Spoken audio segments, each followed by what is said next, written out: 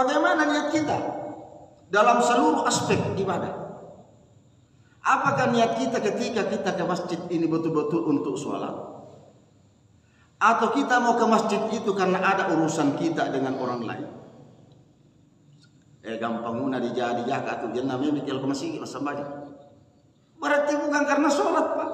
Hanya karena mau ketemu dengan temannya di masjid. Ini kan ada kata hayya 'alal falah. Di balik sholat yang kamu mau lakukan ada keuntungan. Lalu kita bertanya, apa sorotan? Apa untung tak di dalam menjalankan tadi itu? Kan hayya 'alas sholat, lalu di belakangnya hayya 'alal falah. Berarti di balik sholat itu ada keuntungan. Kan al-falah, keuntungan. Belum kita bahas tentang sholatnya. Lalu kita menggunakan surah apa itu? Qad aflahal mu'minun. Qad aflahal mu'minun alladzina fi sholatihim khasyu'un. Kalau kita masuk lagi di situ, beruntunglah orang-orang yang khusyuk di dalam sholat. Pertanyaannya khusyuk. Makanya sering saya ditanya, oh khusyuk itu adalah memandang ke bawah. Saya bilang bukan, itu tumaknina. Nanti dijelaskan oleh Pak Mabit sebagai fikih. Itu tumaknina bukan khusyuk. Itu salah satu bagian daripada salat. Tapi kalau ditanya apakah itu khusyuk? Nah sekarang nanti kita cek di mana khusyuknya. Ini saya kaji secara umum dulu sebelum masuk pada materi al-Islam. Insyaallah nanti kita akan kaji secara mendalam. Berarti di balik sholat ini ada keuntungan. Siapa yang untung di sini? Orang beriman. Pertanyaannya, kita pakai lagi bahasa secepatnya supaya kita bisa paham. Kalau bahasa kita di sholat itu kan dibilang mas sambayang, berarti ada kata sembah. Sembah dalam arti pemberian, sumpah, pemberian. Kalau kita masukkan dalam bahasa sholat, bahasa Al-Quran, sholat meniat Allah. Atau innani anallah la ilaha illana fa'buduni wa aqimus sholata li dzikri. Berarti mengingat Allah. Makanya sering saya katakan begini, orang yang tidak sholat berarti tidak ingat Allah. Orang yang gila itu ingatannya hilang. Jadi kalau orang tidak sholat berarti lebih gila daripada orang gila karena ingatannya hilang kepada Allah. Begitu membaliknya. Kalau kita logikakan. Nah, saya tanya tadi, kalau kita misalnya seperti sholat, jadi kalau kita bahasa Indonesia kan menyembah Allah, kan sudah lumrah atau di pojok, menyembah Allah. Terus apa yang kita persembahkan sama Allah? Sekarang saya tanya, apa yang kita sudah kasih Allah? Kita sembah Allah, apa yang kita kasih? Maka kembali dalam surah itu tadi, oh saya mau kasih Allah khusus. Maka ada itu dalam Quran yang langsung dijawab oleh Allah, ada juga yang disamar-samarkan. Tapi ada juga jawaban Allah yang harus kita cari. Contoh, apa yang kita kan itu ada mas sambaja, sumpah Allah, menyembah Allah. Sembah itu asal katanya menyembah, memberikan. Apa yang kita sudah berikan sama Allah itu dijawab oleh Allah dalam Quran surah apa itu Pak Mawid? Al-Arab. Qul inna sholati wa nusuki. Ada 4 Pak yang harus kita bulatkan tekad tidak kepada Allah yang diserahkan ketika sholat Pak. 4. Makanya saya bilang tadi kenapa itu al-Islam terlalu banyak yang harus dibahas atau tauhid ini karena tidak murah itu surga, mahal. Masuri itu surga. Sangat berat. Coba kita buka kembali pikiran yang saya kembalikan tadi di yang pertama nih, mencari saja harta di dunia setengah mati kita baru dapat hasilnya. Masa surga hanya begitu-begitu saja baru mau dapat? Tidak. Harus banting tulang kita. Mana lagi sholat tahajudnya, mana lagi duhanya kalau kita melaksanakan, artinya terlalu banyak. Pantas kalau Allah menyebutkan bahwa saya hanya mau terima yang ahsanu amalan. Ada juga orang menjalankan ibadah, menjalankan akidah, ibadah kepada Allah hanya ikut-ikutan. Apa dia bilang gurunya itu bila lakukan? Bisa saja begitu kan? Ini namanya sebenarnya amal. Lalu ada 4 yang kita harus serahkan kepada Allah. Kalau kita sholat, Pak, 4 yang harus kita serahkan sama Allah. As-sholat, inna sholat, ingatan kita. Apakah sudah mengingat Allah kalau sholat? Ingatan. Coba. Jangan sampai kita sholat saja, nah pikiran terlelap. Di mana ingatan? Makanya disebut as-sholat. Wa aqimis sholata li zikri. Ingatanmu kemana? Di dalam pemahaman pihak Kiai Haji Ayat Fakhruddin, mohon maaf, beliau adalah pimpinan part ketiga Muhammadiyah. Ustaz hebat, paling suka Gus Dur berguru sama dia. Saling berguru itu sama Gus Dur. Kalau tentang ibadah, apa dia katakan? Inna sholati di sini ada bermakna 2. Pertama adalah ingatanmu kepada Allah ketika sholat kemana? Yang kedua, ketika kita sholat, apakah kita ikhlas? Ikhlas. Jangan sampai tidak ikhlas sholat. Contoh, maaf nih kalau ada ibu, pernah saya tanya, pengajian apa ini? Pengajian apa? Pengajian Isya Ustaz. Terus ada saya lagi tanya, pengajian apa nih? Pengajian arisan. Oh, berarti kamu pergi pengajian karena arisan, bukan karena menuntut ilmu. Sementara Rasulullah mengatakan barang siapa yang duduk-duduk di majelis, maka malaikat akan mendoakannya.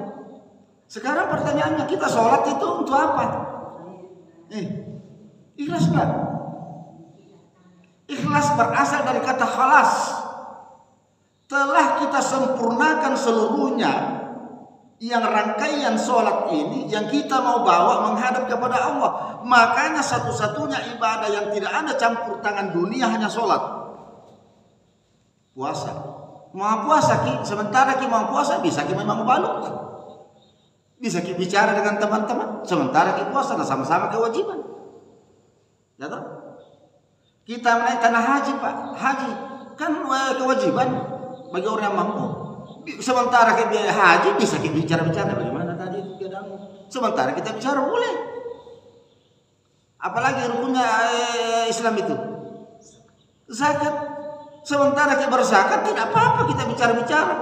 Mau kita duduk santai begini, mau ngangkat kaki tidak apa-apa. Tapi coba salat, bisa kita bicara dalam salat? Bisa enggak? Tidak ada urusan dunia di dalam salat.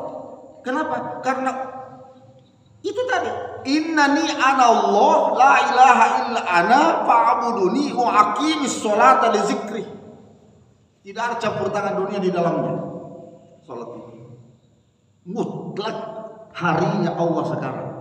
Maka ketika masuk salat, tinggalkan semua hal-hal yang berhubungan dengan duniawi.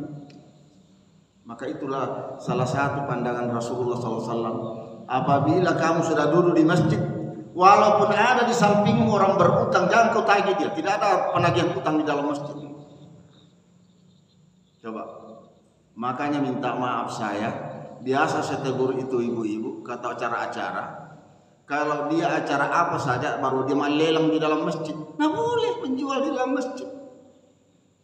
Karena urusan masjid itu adalah urusan Allah. Makanya Rasulullah mengatakan sab'a yadillumuhullahu fi dilla yawma dilla la dilla illa dillahu wa rajulun qalbuhu mu'allaqun bil masajid. Orang yang akan dilindungi nanti di hari kemudian itu salah satunya adalah orang-orang yang hatinya terpaut ke masjid. Itu yang dilindungi Pak di masjid. Orang yang hatinya terpaut ke masjid. Maka itulah saya katakan tadi, bagaimana tentang keikhlasan kita. Ikhlas itu kan kita tidak tahu. Ya memang, karena ikhlas itu hanya kita dengan Allah yang tahu. Tidak ada yang bisa tahu keikhlasan kita. Makanya minta maaf kalau ada orang yang mau disebut namanya ketika memberikan sesuatu, itu sudah keikhlasannya kan bisa dipertanyakan. Makanya ujung-ujungnya dia. Satu. Menurut Ayat Fakhruddin yang kedua adalah yang menjadi sasaran inna sholati di sini adalah niat. Niat. Bagaimana niat kita dalam seluruh aspek ibadah? Apakah niat kita ketika kita ke masjid ini betul-betul untuk sholat? Atau kita mau ke masjid itu karena ada urusan kita dengan orang lain? Gampang muna dijadi jaka atau jangan namanya mikir ke masjid masa banyak. Berarti bukan karena sholat, Pak.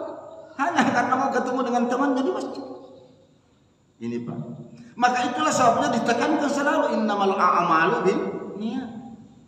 Yang dipertimbangkan dan menjadi perhitungan di dalam ibadah itu adalah niat kita. Sejauh mana niat kita ketika menjalankan ibadah sholat misalnya. Makanya dia berbicara soal sholat. Sholat yang ketiga, inna sholat di sini adalah penghormatan. Jadi sholat itu adalah bagian daripada penghormatan kepada Allah. Makanya itulah sebabnya kita menyebutkan at-tahiyatu, ya bisa ada mengatakan langsung at-tahiyatu lillah, nanti dibahas oleh Pak Mabit dalam fikih itu. Ada juga yang mengatakan at-tahiyatul mubarakatuh. Salawatu, as-salawatu itu penghormatan. Jadi kita menghormat kepada Allah. Jadi sholat itu adalah bagian daripada penghormatan kepada Allah. Maka salah satu yang bisa kita perlihatkan ketika kita sholat adalah Allahu Akbar dengan tangan menghadap ke depan. Artinya apa? Kepasrahan, menyerah. Itu tuh. Itu tidak dibahas dalam fikih, itu dibahas dalam hakikat ibadah. Fikih aja, ya mengangkat takbir, batasnya di mana, ya macam-macam, ada ke sini, ada ke sini, ada ke sini. Itu nanti dibahas oleh fikih. Di mana bersedekapnya, di bawah, di tengah, atau di belakang, atau di atas, atau di silat, itu urusan fikih. Saya sampaikan tentang hakikat. Jadi 3 yang kita pegang. Yang mana? Jadi terlalu hebat itu, Pak, yang harus kita jalankan. Baru sholat saja ini sudah luar biasa panjangnya. Makanya kadang-kadang kita berpikir, apakah kita ini sudah diterima ibadah kita kepada Allah? Terus pertanyaannya, kenapa ada kata Allah fawailun lil musallin? Celaka orang-orang sholat, walaupun di depannya adalah karena tidak memberi makan orang miskin. Tapi ada kata-kata Ara'aital ladzi yukadzibu biddin, mendustakan agama, kembali lagi ke Islam, mendustakan Islam. Salah satu unsur Islam adalah sholat. Berarti orang yang lalai di dalam ibadah itu, yang tidak termasuk celaka dalam sholatnya ketika dia tidak menjalankan dengan baik ibadahnya itu. Termasuk tadi dalam hal penyerahan dirinya kepada Allah Subhanahu wa taala. Satu, yang diserahkan kepada Allah. Yang kedua, makanya disebut sombah, menyerahkan, memberikan. Sholat, menyembah Allah adalah an-nusuk, nasab. Apa itu? Ibadah kita secara menyeluruh, ibadah jariah kita. Apakah itu kita peruntukkan untuk Allah atau kita peruntukkan untuk diri kita? Contoh, kita mencari uang untuk diri kita, atau saya mencari harta ini untuk Allah. Kalau kita katakan untuk diri kita, maka gugur kalimat inna lillahi wa inna ilaihi raji'un. Gugur itu, karena sesungguhnya semua dari Allah dan akan kembali kepada Allah. Kalau kita katakan lagi untuk saya gunakan untuk diri saya selama hidup saya, maka pertanyaan selanjutnya, adakah orang dikubur dengan kendaraannya? Adakah orang semua tabungannya dibawa ke kuburan dan dikubur sama-sama, diambil semua berapa miliar dalam bank baru dikubur sama-sama? Kan tidak ada. Terus apa?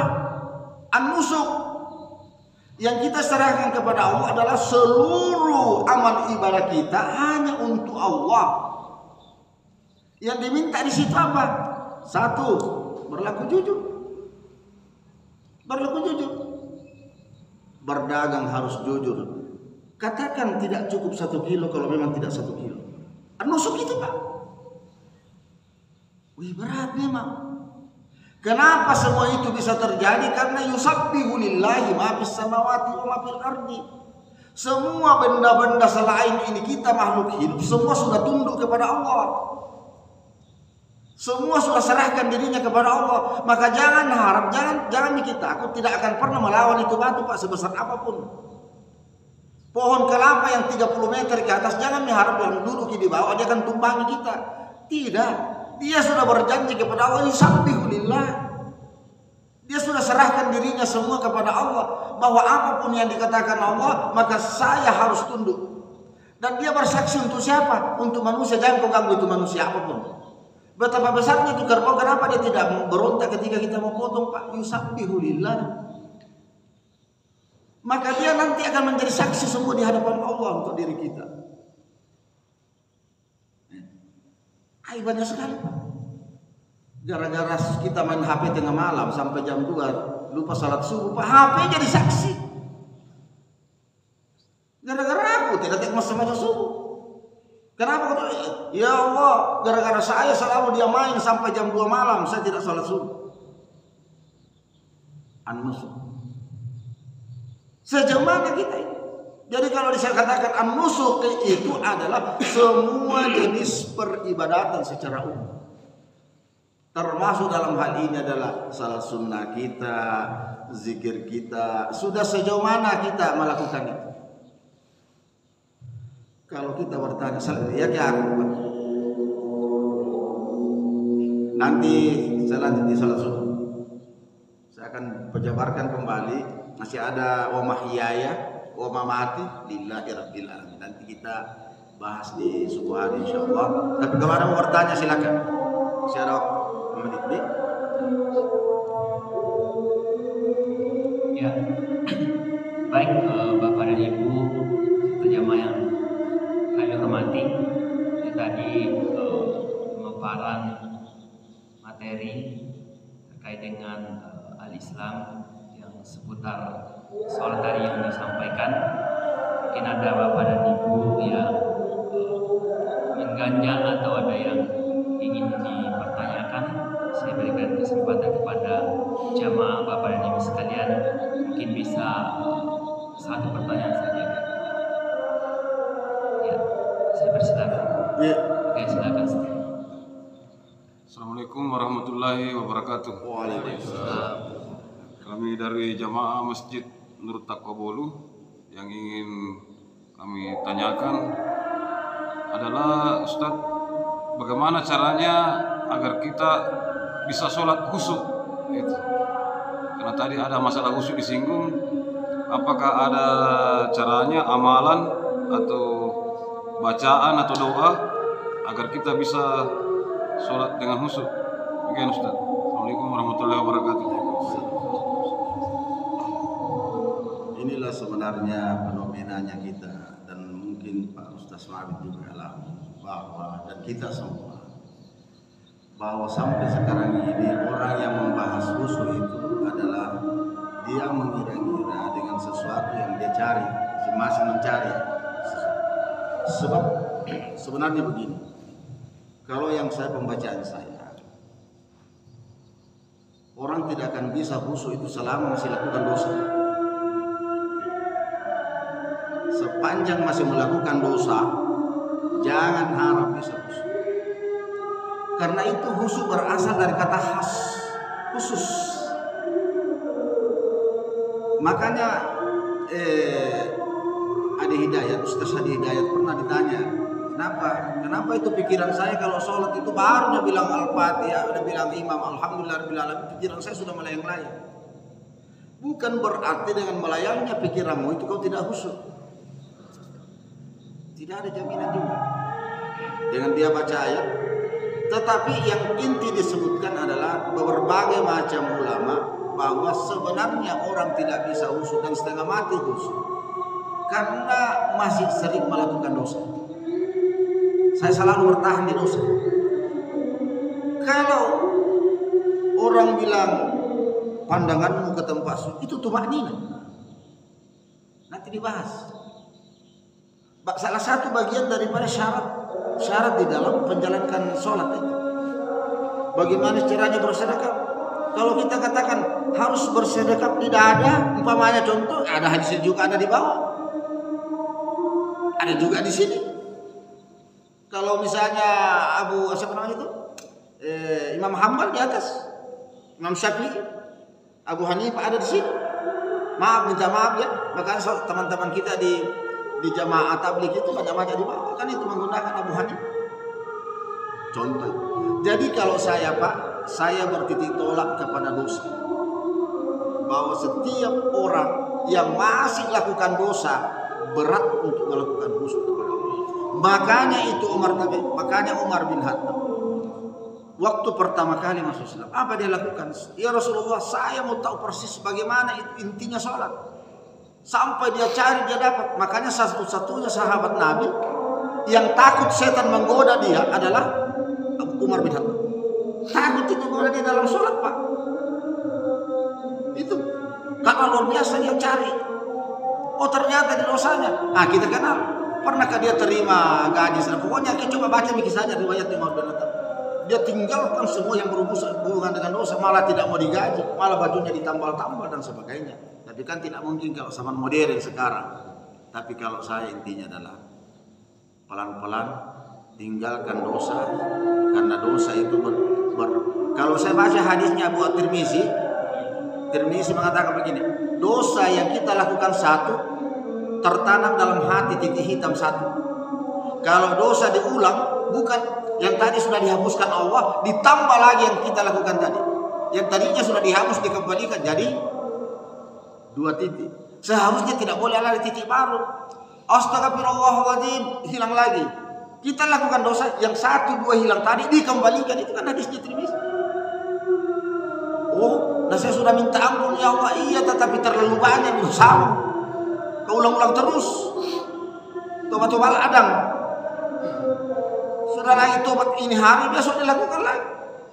Kalau tidak pedis ini, mau lagi besok. Kalau tidak pedis ini, sudah pedis, tidak mau makan lombok. Sesudah berikutnya makan lagi lombok. Ya tobat-tobat lagi. Jadi saya kira begitu, ya. Kita cukupkan. Baik, jamaah. Nanti lanjut subuh. Bapak dan Ibu yang kami hormati, insyaallah kajian kita lanjut di nanti subuh. Dan kalau masih punya kesempatan kita hadir kembali bersama-sama di tempat ini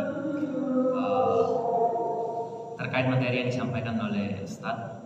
Al-Islam, kalau kita berbicara masalah Al-Islam itu tidak pernah lepas dari 4 hal. Yang pertama terkait dengan ketauhidan, yang kedua terkait dengan ibadah, yang ketiga terkait dengan akhlak, yang terakhir terkait dengan muamalah. Tadi yang disampaikan oleh Ustaz itu terkait dengan ibadah. Lebih pada surah Al-An'am ayat 162. Qul inna sholati wa nusuki wa mahyaya wa mamati lillahi. Al-Anfal ya.